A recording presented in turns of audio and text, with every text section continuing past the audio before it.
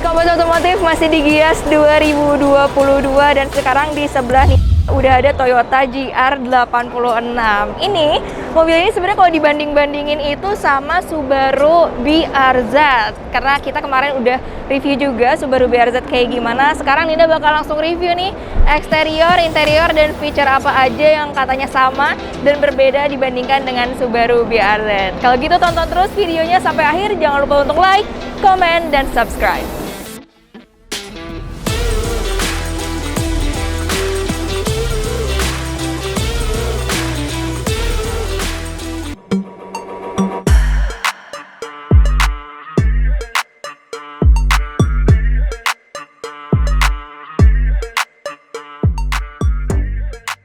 Sobat Kompas Otomotif, untuk bagian depannya ini kalau dilihat emang udah benar-benar hampir sama persis sama Subaru BRZ. Untuk bagian lampunya ini udah LED juga DRL dan udah SRH, Steering Responsive Headlight, sama Subaru BRZ.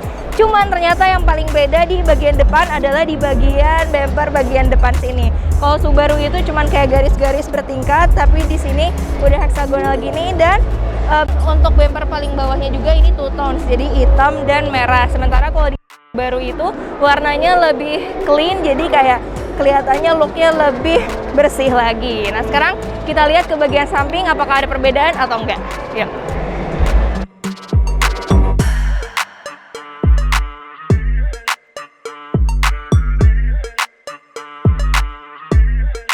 Nah, untuk bagian sampingnya ini masih kelihatan sama. Ternyata yang bedanya tuh ada di bagian sini, ada bagian talang air, karena di Subaru BRZ itu nggak ada talang airnya, dan ini warna black juga, lebih nonjol lagi.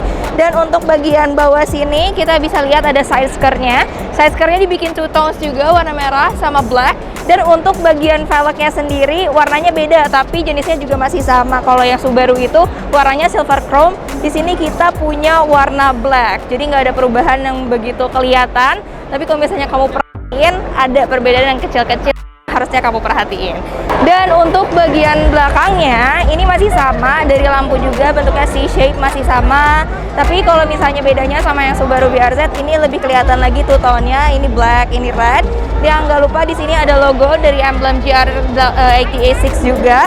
Dan di bagian bawah ada nih lampu belakang ala-ala F1 gitu. Bumper belakangnya juga beda. Bumper belakangnya ini kita punya warna hitam, dan untuk bagian knalpotnya kalau Subaru BRZ itu cuman ada dua, kiri sama kanan masing-masing satu. Sementara di sini masing-masing ada dua. Jadi itu tuh perbedaan dari eksterior Subaru BRZ sama GR86 Toyota. Kalau gitu kita lihat sekarang ke bagian interiornya.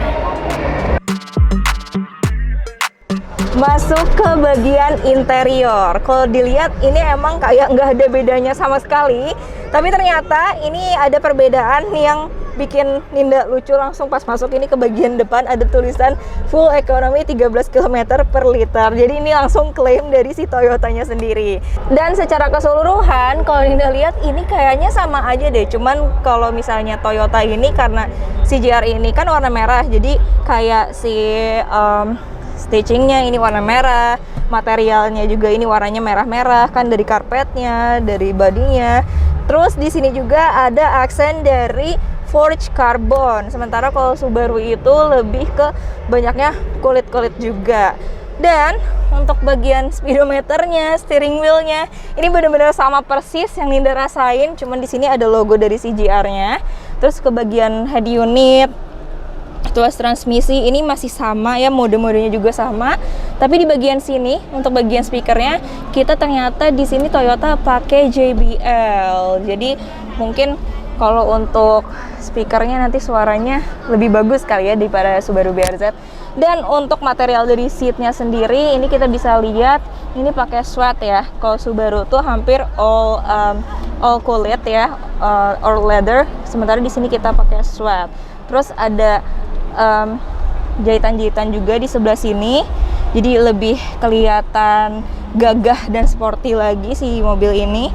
Cuman overall ini benar-benar sama. Pas Ninda masuk juga kayak benar-benar masuk di dalam BRZ yang kemarin. Cuman entah kenapa pas Ninda masuk, Ninda ngerasa si Toyota GR8 ini tuh kayak agak lebih susah masuknya, kayak agak lebih sempit gitu.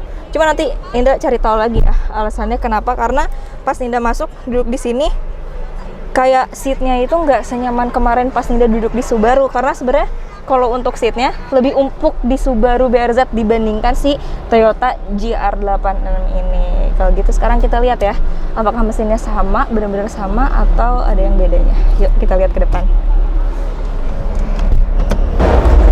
Nah, ternyata untuk mesinnya ini sama loh sama yang Subaru. Kalau kamu perhatiin di video selanjutnya, ini 4 silinder dengan mesin boxer juga. Dan ternyata kenapa bisa sama? Karena kalau kamu lihat di tulisan sini ada tulisan Toyota, di bawahnya Subaru. Jadi benar-benar sama Subaru BRZ. Jadi ini mesinnya juga 4 silinder. Terus tadi kan sempat Ninda bilang juga si fuel ekonominya tuh di 13 km per liter. Terus untuk tenaga kudanya maksimalnya ada di 234 tenaga kuda dan torsi maksimalnya itu di 250 Nm. Jadi benar-benar sama nih sama Subaru BRZ. Coba nih kamu langsung lihat ke bagian mesinnya.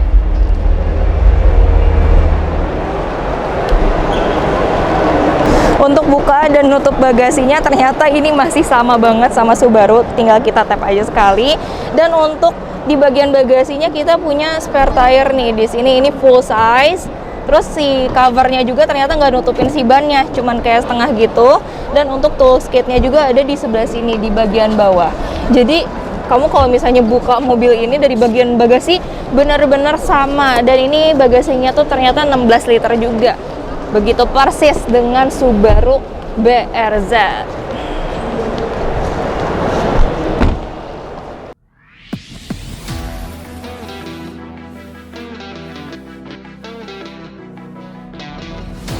Nah, sahabat Kompas Otomotif, itu dia review singkat dari Toyota GR86 dan udah Ninda komparasi juga sama Subaru BRZ. Dan ternyata si Toyota GR86 itu relatif lebih mahal dibandingkan Subaru BRZ. Untuk yang Matic-nya ini dibanderol dengan harga 938,5, sementara yang manualnya itu di 920 juta.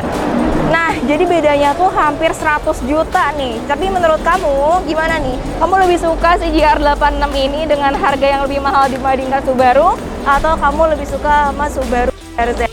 Banget langsung komen di bawah gimana pendapat kamu, dan kamu boleh banget langsung subscribe channel ini karena biar nanti ada notifikasinya ketemu lagi sama Ninda di video-video selanjutnya, karena Ninda di sini masih banyak nih nge-review mobil-mobil lain. Jadi jangan lupa untuk like, comment, dan subscribe channel Kompas Otomotif.